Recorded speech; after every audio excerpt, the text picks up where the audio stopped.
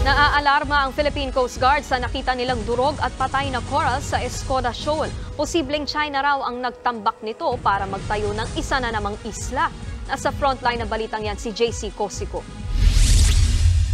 Mga durog at patay na corals. Ito ang tumambad sa mga tauhan na Philippine Coast Guard na magsagawa sila na underwater survey sa Escoda o Sabina Shoal sa West Philippine Sea na bahagi na ating exclusive economic zone. Tingin ni PCG spokesperson for the West Philippine Sea Commodore J. Tariela, sinadyang patayin at itambak sa lugar ang mga coral. Malulungkot ka sa naging itsura na ngayon ng Sabina Shoal. It appears na yung mga coral reef kinukuha, kinacrash, and then eventually dinadump. Yun yung nakakalungkot na part dito. Namatay lang or intentionally pinatay to give way for small-scale reclamation. Ang mga durog at patay na corals na yan, kapareho ng nakita sa Sandy Cay, tingin ni Tariela. China ang nasa likod nito, lalo't may nakitang Chinese vessel sa lugar.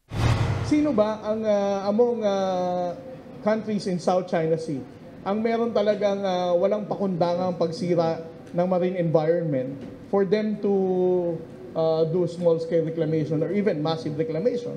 It's only China. Ayon kay Tariela, nakakaalarma raw ang posibleng reclamation ng China, lalo't 75 nautical miles lang ang layo ng Escoda Shoal sa baybayin ng Palawan.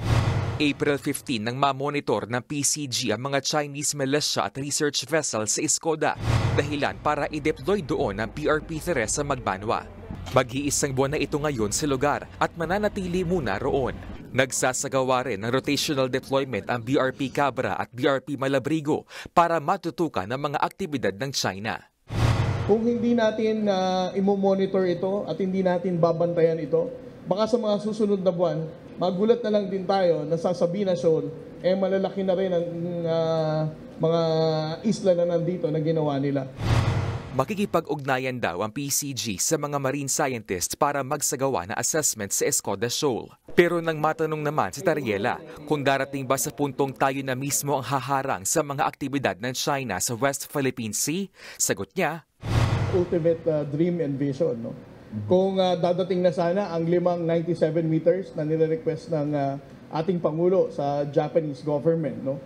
For the acquisition of 5 more 97-meter vessels, and that would already allow the Philippine Coast Guard to flex more muscle.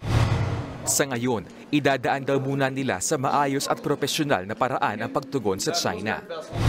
We should not be the reason of escalation of tension. Violent response to counter them or to drive them away is not part of our strategy.